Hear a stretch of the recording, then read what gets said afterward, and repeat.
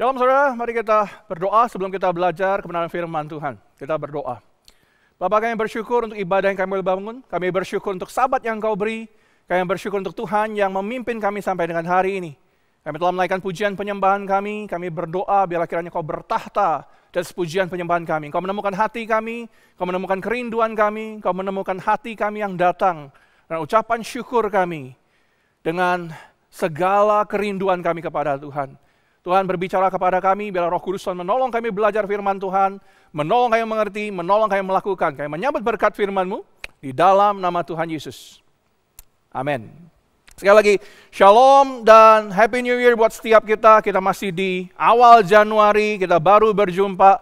Biarlah berkat Tuhan membimbing saudara sepanjang tahun yang baru ini. Saudara, awal Januari selalu menjadi kesempatan yang istimewa bagi semua orang. Ini kesempatan bagi kita untuk meriset ulang kehidupan kita, meriset ulang kebiasaan, komitmen kita. Pada prinsipnya tahun yang baru menjadi kesempatan bagi kita untuk meninggalkan yang lama dan membangun sesuatu yang baru bersama dengan Tuhan. It's a good opportunity for us all.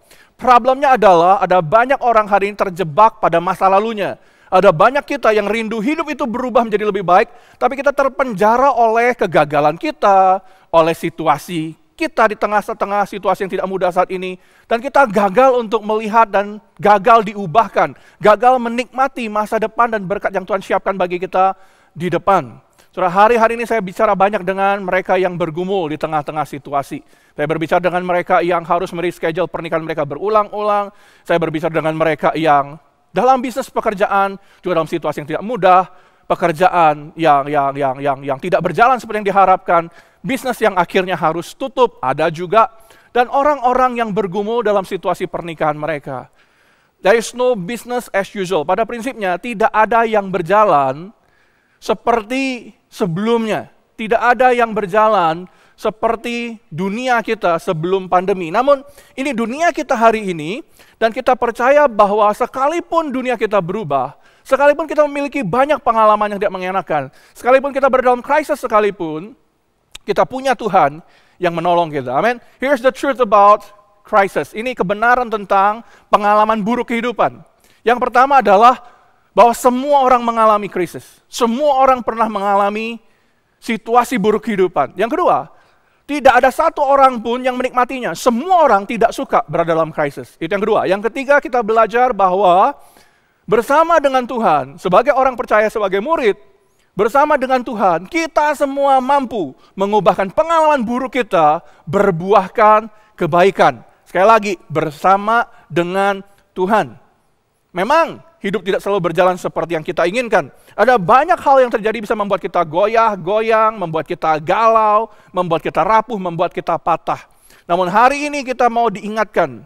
Kita mau ingat bahwa kita punya Tuhan yang lebih dari capable, lebih dari mampu untuk membalikkan keadaan. Saya ulang sekali lagi. Kita belajar mau mengingat bahwa Tuhan yang kita punya, Tuhan yang kita miliki adalah Tuhan yang lebih dari mampu, lebih dari capable untuk membalikkan keadaan. Kita mau melihat kisah dari seorang tokoh perjanjian lama, yaitu Yakub. Kita akan melihat bagaimana Tuhan mengubahkan masa lalu Yakub yang buruk menjadi sesuatu yang berbuah kebaikan. Dan poin pentingnya adalah bahwa Tuhan ada dalam transformasi tersebut. Bahwa Tuhan ada di sana, bahwa Tuhanlah yang membalikkan keadaan. Kita akan belajar dari Kejadian pasal 32. Saya akan memberikan latar belakangnya supaya kita tahu. Kita akan belajar melihat bagaimana Yakub yang telah lama kabur dari rumah, 20 tahun. Kabur dari rumah, jauh dari rumahnya, sekarang dalam perjalanan kembali ke rumah. Dalam perjalanan kembali untuk berjumpa dengan Esau. Itu terjadi di Kejadian 32. Kalau kita baca rangkum satu demi satu, kita nggak akan rangkum satu demi satu karena akan sangat panjang. Kita akan menemukan di sana bahwa itu bukan perjalanan yang mudah. Perjalanan kembali ke rumah buat Yakub bukan perjalanan yang gampang. Kenapa? Karena ada banyak bad history, ada banyak pengalaman buruk di masa lalu antara kakak beradik ini. Saudara, Esau dan Yakub adalah saudara kembar sebenarnya. Tapi mereka kelihatannya nggak pernah akur. Terjadinya karena apa? Karena memang mereka berdua kelihatannya sangat berbeda secara karakter. Kalau kita melihat, kita tahu dengan familiar kisahnya bagaimana Esau menjual hak kesulungannya kepada Yakub demi semangkuk kacang merah. Lalu kemudian ada peristiwa di mana Yakub juga menyamar menjadi Esau dan merebut berkat Esau. Berkat hak sulung itu direbut oleh Yakub dengan menyamar. Jadi pada prinsipnya Yakub itu menipu papanya dan menipu Esau, saudaranya sendiri. Saudara bayangkan itu, menunjukkan kepada kita bahwa Yakub ini bukan orang baik. Pada prinsipnya Yakub itu merebut semua milik Esau menjadi miliknya. Dengan cara apa? Dengan cara tipu-tipu. Dengan tipu muslihat.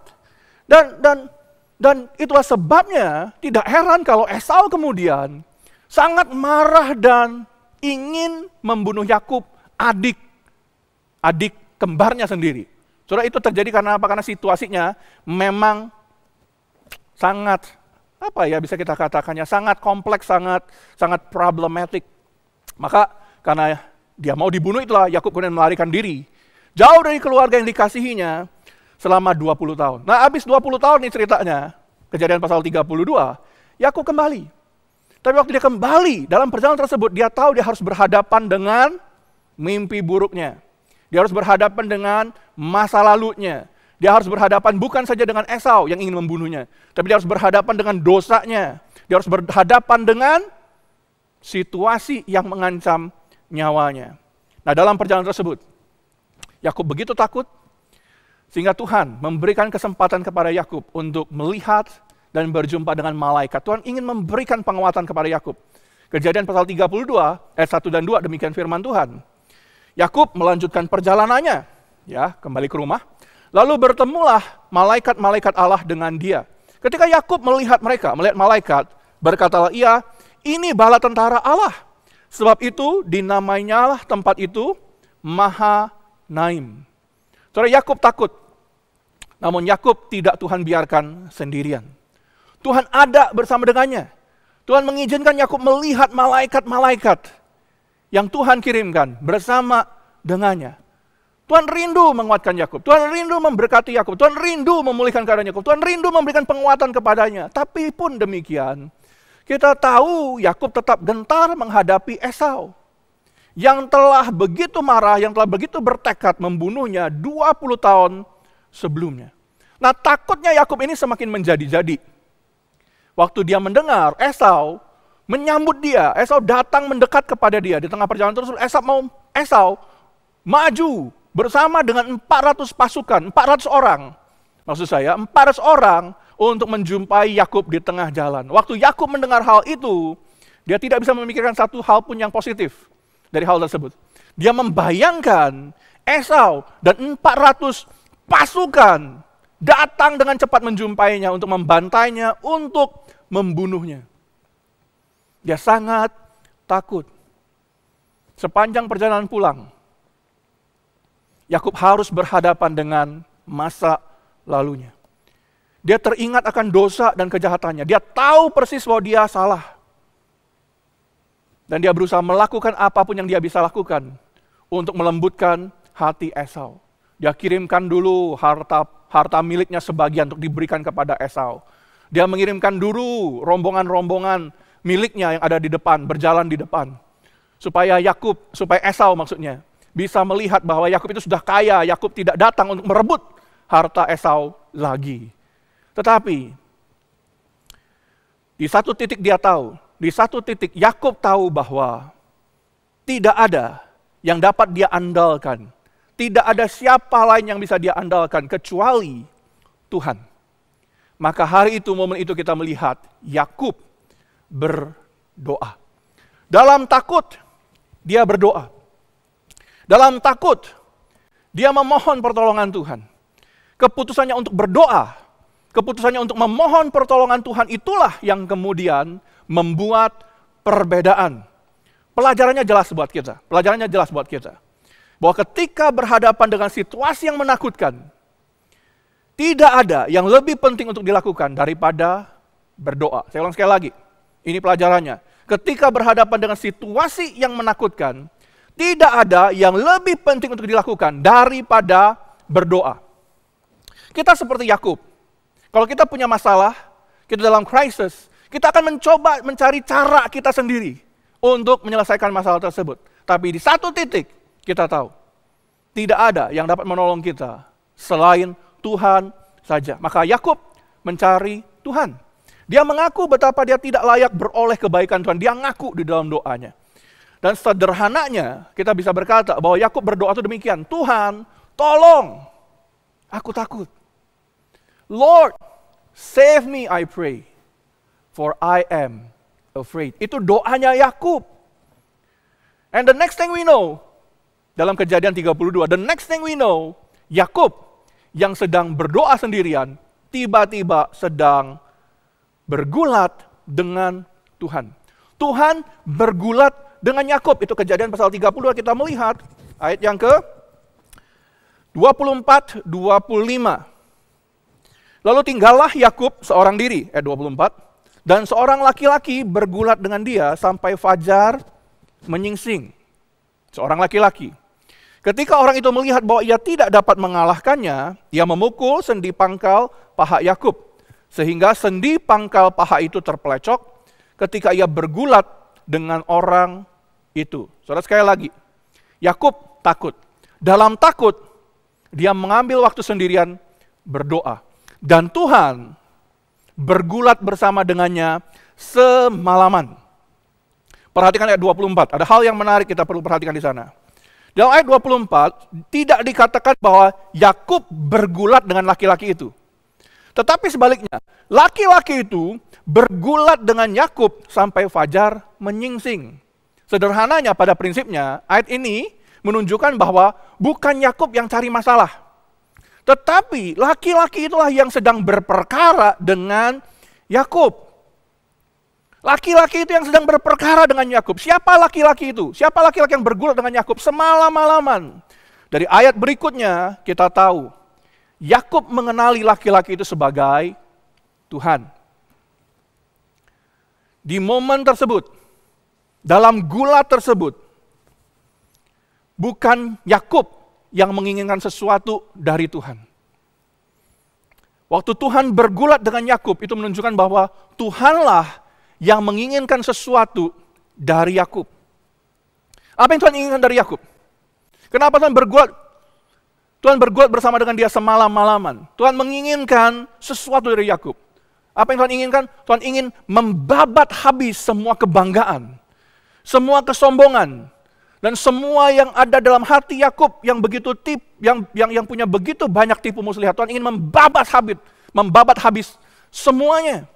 Tuhan ingin membabat habis karakter buruk Yakub yang suka cari jalannya sendiri, yang suka merasa pintar sendiri, yang bergantung kepada diri sendiri, yang merasa mampu pada dirinya sendiri. Tuhan bergulat dengan Yakub untuk memaksa Yakub membuang, menyadari, mengakui, dan meninggalkan semua kejahatannya. Itu maksudnya, Tuhan bergulat dengan Yakub. Dan hari itu Yakub bergumul dengan Tuhan. Semalam-malaman itu, dia bergumul dengan Tuhan. Dan akhirnya Yakub tahu satu hal. Dia tidak dapat melakukan apapun tanpa Tuhan. Semua usahanya sendiri, semua caranya sendiri, semua tipu muslihat yang dia lakukan, selama dia muda, cuman memberikan kepada dia kehidupan dalam takut, dalam khawatir, dan selalu dalam mimpi buruk. Dia tahu bahwa apapun yang dikerjakan pada pikirannya dengan sendiri, pada hikmatnya sendiri, hanya membawanya kepada situasi yang lebih buruk dalam kehidupannya di masa depan. Maka hari itu, setelah dia bergumul dengan Tuhan, Tuhan bergulat dengan dia, dia tahu satu hal, dia tidak dapat melakukan apapun tanpa Tuhan. Dan dia berkata kepada Tuhan, ayat yang ke-26. Ayat 26, aku berkata kepada Tuhan, aku tidak akan membiarkan kau pergi jika engkau tidak memberkati aku. Aku tidak akan membiarkan kau pergi jika engkau tidak memberkati aku. Saudara, kalau kita baca ayat begini, nampaknya Yakub bergulat dengan Tuhan, kelihatannya Yakub menang. Betul ya? Kelihatannya Yakub menang. Tapi sebenarnya Yakub menunjukkan bahwa dia justru takluk pada Tuhan. Bahwa dia tunduk pada Tuhan. Pada akhirnya dia sadar, dia tidak bisa, dia tidak ingin, dia tidak mampu hidup tanpa Tuhan bersama dengannya. Saudara membaca kalimat Yakub di ayat yang ke-26, saya teringat salah satu ayat favorit saya di Alkitab. Doa Musa kepada Tuhan. Dalam Kejadian 33 ayat 15. Mirip sekali perkataan Yakub kepada laki-laki itu kepada Tuhan dengan doa Musa kepada Tuhan di Kejadian 33 ayat 15. Musa berkata, Tuhan, jika engkau sendiri tidak bersama dengan kami jangan suruh kami berangkat dari sini. Musa berkata kepada Tuhan, Tuhan, engkau sendiri tidak bersama dengan kami, jangan suruh kami berangkat pergi dari tempat ini. Dalam bahasa Inggrisnya, Lord, if your presence doesn't go with us, we don't want to leave this place. Indah sekali, bukan? Saya menemukan ini menjadi ayat yang salah satu ayat favorit saya. Aku tidak bisa, aku tidak mampu, aku tidak sanggup, maka Tuhan, jika kau tidak memimpin, kami tidak akan berangkat kemanapun. We will stay here. Kami tidak bisa tanpa engkau bersama dengan kami. Lord, I need you. Itulah doa Yakub hari itu. Soalnya hari itu Yakub berada di tempat yang istimewa. Waktu dia bergulat dengan Tuhan, itu adalah tempat yang spesial buat Yakub. Itu adalah tempat di mana Tuhan menaklukkan Yakub. Itulah tempat di mana Tuhan sekali lagi menaklukkan Yakub. Kita semua, kita adalah orang berdosa. Kita perlu tempat kita perlu mengetahui, kita perlu tahu di mana kita harus takluk di hadapan Tuhan. Di mana kita mengaku bahwa kita nggak bisa hidup tanpa Tuhan. Kita perlu tempat itu. Kita perlu waktu, kita perlu momen itu. Kita perlu momen di mana kita sadar bahwa kita tidak mau hidup tanpa Tuhan. We need that moment, we need that place. Tempat di mana dan kapan kita berserah sepenuhnya untuk hidup dipimpin oleh Tuhan. Dan tempat di mana Tuhan menaklukkan kita adalah umumnya tempat di mana krisis terjadi. Saya ulang sekali lagi. Kita semua perlu mengetahui di mana kita harus takluk di hadapan Tuhan. Tempat di mana Tuhan menaklukkan kita adalah tempat biasanya di mana krisis, di mana pergumulan hidup, di mana bad experience terjadi. Tempat itulah menjadi tempat di mana waktunya kita sadar, Lord, without you, I just can't. So semua kita membutuhkan tempat di mana kita sadar, semua kita perlu momen di mana kita mengaku tanpa Tuhan kita tidak bisa. Buat Yakub di situ tempatnya.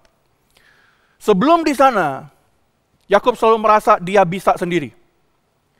Dia merasa cukup pintar sehingga dia tidak merasa perlu mengandalkan Tuhan.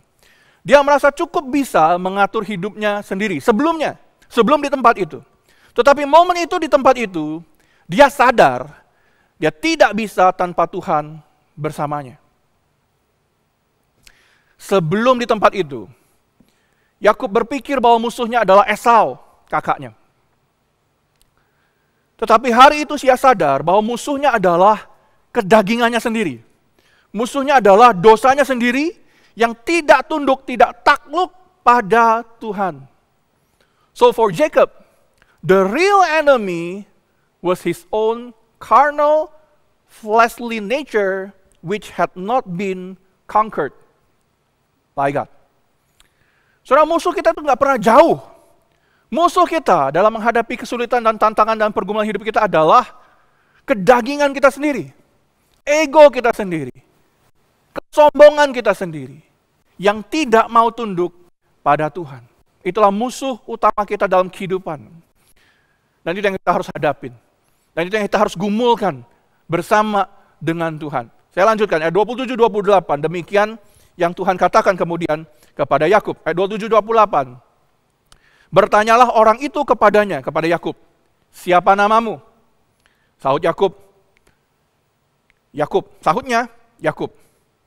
Ayat 28, lalu kata orang itu, namamu tidak akan lagi disebut lagi Yakub, tetapi Israel, sebab engkau telah bergumul melawan Allah dan manusia, dan engkau menang.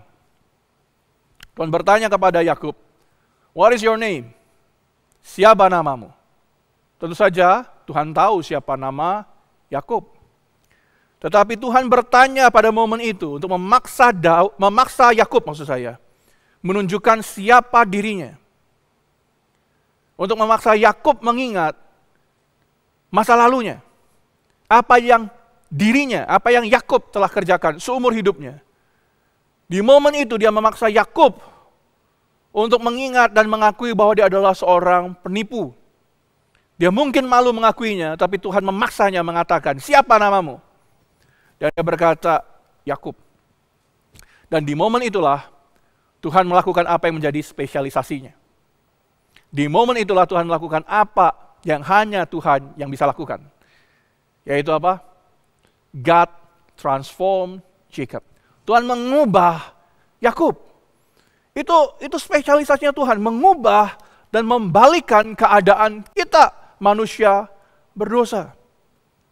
Tuhan berkata kepada Yakub, hari ini namamu bukan lagi Yakub, tetapi Israel. Saudara, Israel itu berangkat dari dua kata. Kata yang pertama adalah kata Sarah yang berarti berkuasa, jaya, powerful, dan El yang berarti Tuhan. Jadi kalau digabungkan, Israel itu berarti apa? Israel berarti bahwa Tuhan itu berjaya. Tuhan berdaulat. Tuhan berkuasa. God rules.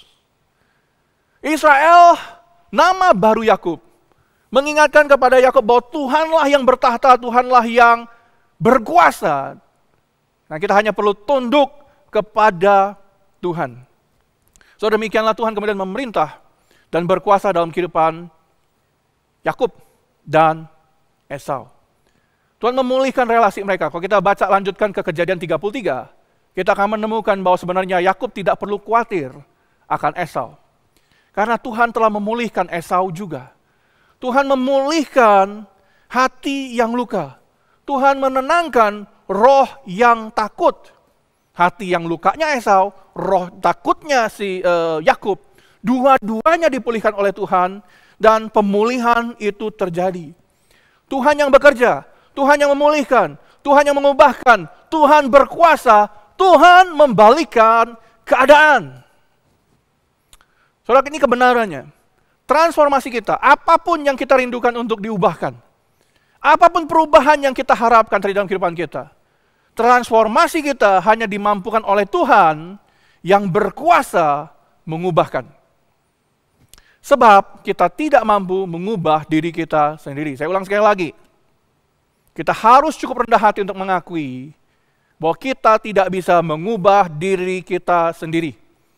Kita nggak bisa mengubah hari esok kita. Kita nggak bisa mengubah masa depan kita. Kita nggak bisa mengubah masa lalu kita. Kita tidak bisa. Tapi kita punya Tuhan yang mampu, yang lebih dari capable untuk membalikan keadaan. Hari itu, kebenaran itulah yang Yakub akui, yang mengubahkan kehidupannya. Memang hari itu sekali lagi, nampaknya Yakub menang bergulat dengan Tuhan. Kelihatannya saja dia bergulat dan menang. Tetapi sebaliknya, Yakub justru tidak bisa sombong dan tidak bisa merasa hebat. Yakub yang sebelumnya merasa diri smart, pintar, bisa sendiri, hari itu dihajar oleh Tuhan. Dan dia meninggalkan tempat itu sebagai orang yang timpang, yang lumpuh, tahu diri, dan hidup oleh belas kasihan Tuhan setiap hari. Kejadian 32 ayat 30. Yakub menamai tempat itu Peniel, sebab katanya, aku telah melihat Allah berhadapan muka, tetapi nyawaku tertolong. Perhatikan, ini menarik loh. Perhatikan ya, Yakub tidak berkata, aku berhadapan dengan Tuhan, aku bergulat dengan Tuhan dan aku menang. Dia nggak ngomong gitu kalimatnya. Tetapi dia berkata, aku telah melihat Allah berhadapan muka, nyawaku tertolong. Menunjukkan kepada kita apa? Menunjukkan kepada kita bahwa Yakub jelas sekali menangkap pesan Tuhan kepadanya. Bahwa Tuhan yang membuatnya timpang adalah Tuhan yang mengingatkan kepada dia bahwa dia nggak bisa sendiri. Dia harus merendahkan diri, dia harus mengakui bahwa dia bukan orang sempurna, dia harus mengakui bahwa dia tidak bisa. Dan dia harus mengandalkan Tuhan. Yakub menangkap pesan Tuhan sangat clear hari itu. So dalam kehidupan kita, Peniel adalah tempat di mana Yakub bergulat dengan Tuhan, ditempeleng oleh Tuhan, dihajar oleh Tuhan, sampai dia tunduk. Dan tunduknya itulah yang menjadi kesempatan, menjadi tempat di mana Tuhan mengubahkan Yakub menjadi Israel, mengubahkan masa depannya. Sebab hanya Tuhan yang mampu membalikkan keadaan. Beberapa waktu yang lalu saya membaca sebuah kisah tentang seorang wanita di Amerika bernama Cheryl McGinnis.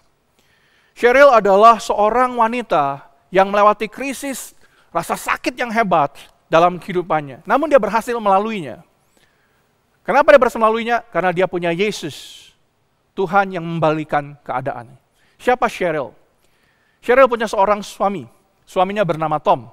Tom punya pekerjaan. Tom adalah seorang pilot pesawat dari American Airlines.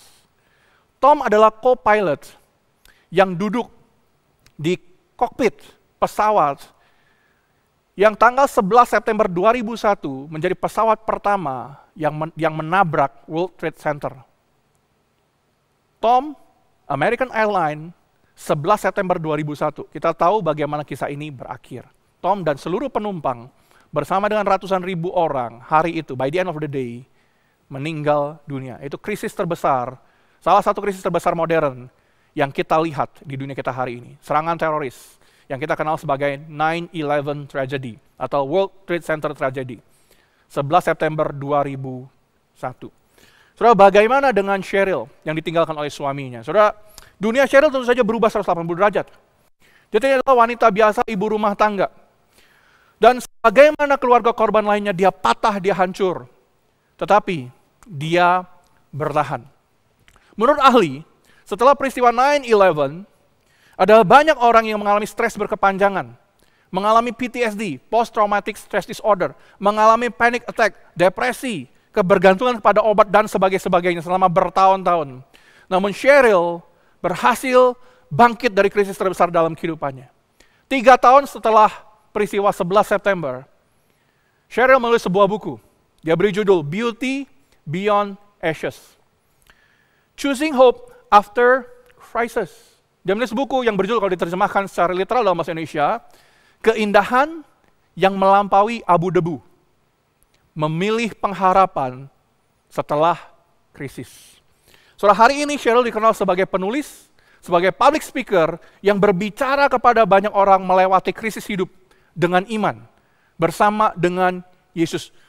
Dari pengalaman dia bicara banyak tentang keintiman rohani. Dia bicara banyak tentang relasi yang intim dengan Yesus, yang memberikan kekuatan bagi kita, menjadi sesuatu yang esensial bagi kita untuk menolong kita melampaui krisis sebesar apapun dalam kehidupan kita. Sebab Yesus yang mampu membuat perbedaan. Cheryl berkata demikian, "As Jesus rose, we can rise too. The ashes from September 11 have been made new in the Lord." Sebagaimana Kristus telah bangkit, kita juga bisa bangkit.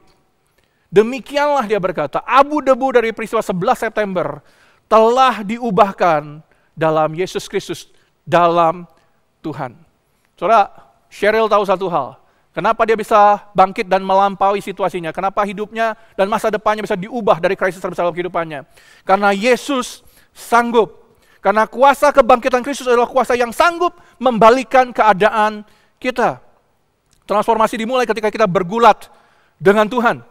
Belajar tahu diri di hadapan Tuhan. Nama Yakub diubah. Dia diberkati oleh Tuhan. Dan hari itu dia diberkati bukan lagi dari berkat rampasan yang dia rampas dari orang lain. Dia yang tadinya mencari berkat dengan tipu-tipu. Dia yang tadinya mencari berkat dan justru dijahati oleh angkelnya sendiri, oleh pamannya sendiri selama 20 tahun. Sekarang dia diberkati langsung oleh tangan Tuhan sendiri yang meneguhkan janji berkat bagi keturunan Abraham, Ishak, dan Yakub. Dan ada waktunya kita perlu melalui hal yang sama.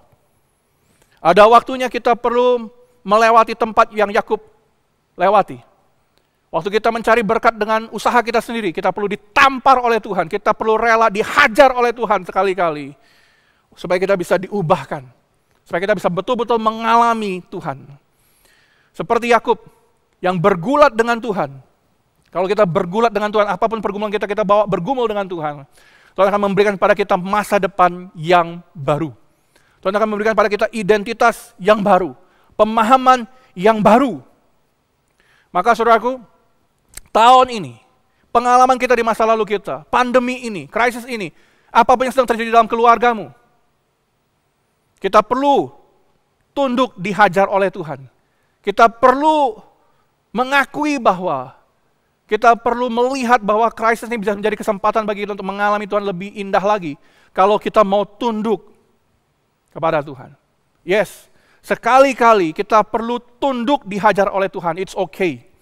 Rendahkan diri kita di hadapan Tuhan untuk melihat bagaimana krisis ini akan menjadi momen di mana kita mengalami kuasa kebangkitan Yesus yang mengubah kita. Yes, kita mungkin harus dipincangkan, ditimpangkan seperti Yakub. Tapi itulah yang menolong kita untuk tunduk diri dan sadar. Untuk boleh mengandalkan Tuhan dalam segala keadaan. Kalau Tuhan menghajar kehidupanmu, kalau ada krisis dalam kehidupanmu, itu mungkin kesempatan, itu mungkin jadi tempat bagi kita untuk mengalami Tuhan yang membalingkan keadaan kita. Kita mungkin sedang mengalami Tuhan yang sedang membalikkan situasi kita. Kita hanya perlu tunduk, kita hanya perlu taat. Mari kita simpulkan, mari kita akhiri khotbah ini. Time for transformation. Tema kita hari ini adalah time for transformation. Dan kita belajar bahwa time for transformation, waktu perubahan itu dimulai dari yang pertama. Time for transformation is the time to face our fear. Kalau kita mau diubahkan, kita perlu melalui waktu untuk menghadapi rasa takut kita. Time for transformation is time to face our fear. It's time to face the enemy face to face. Apa menjadi musuh kita? Apapun yang menjadi ketakutan kita harus hadapi. Kita nggak bisa hindarin. Seperti Yakub. Dia mau kembali, dia mau mengalami pemulihan, dia mau kembali ke rumahnya. Dia harus menghadapi rasa takutnya. Dia harus menghadapi musuhnya face to face. Siapa musuhnya? Esau. Siapa musuhnya? Kedagingannya sendiri. Kalau kita mau diubahkan oleh Tuhan, kita harus menghadapi rasa takut kita. Kita harus menghadapi musuh kita, kedagingan kita, berhadapan muka. Berikutnya, time for transformation is also time to admit our sins and wrongdoings.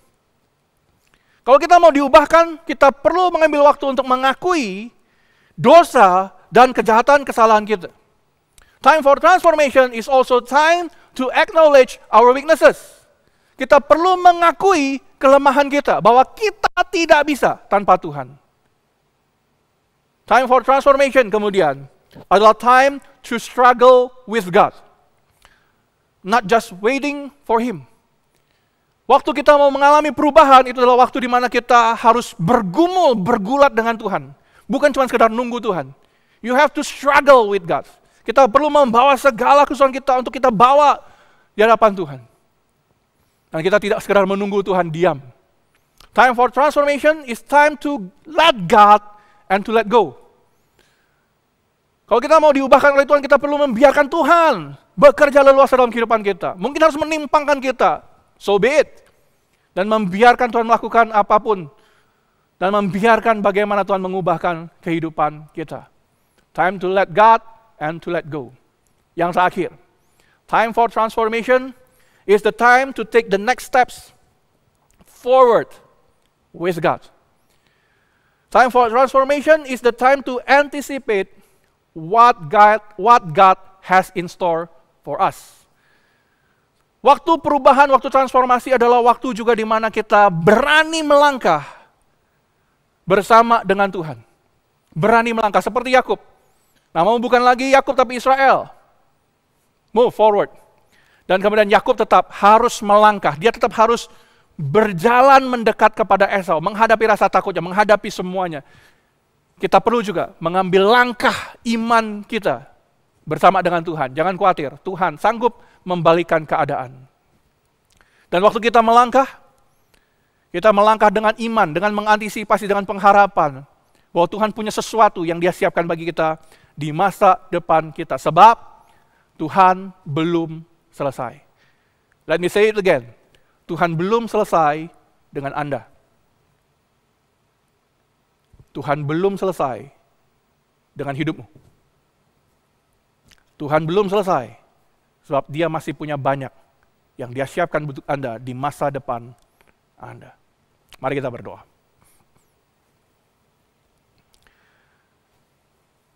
Bapa di dalam surga, kami bersyukur untuk firman Tuhan yang menolong kami belajar melihat dari Yakub, Esau, dan Engkau Tuhan yang ada dalam situasi mereka.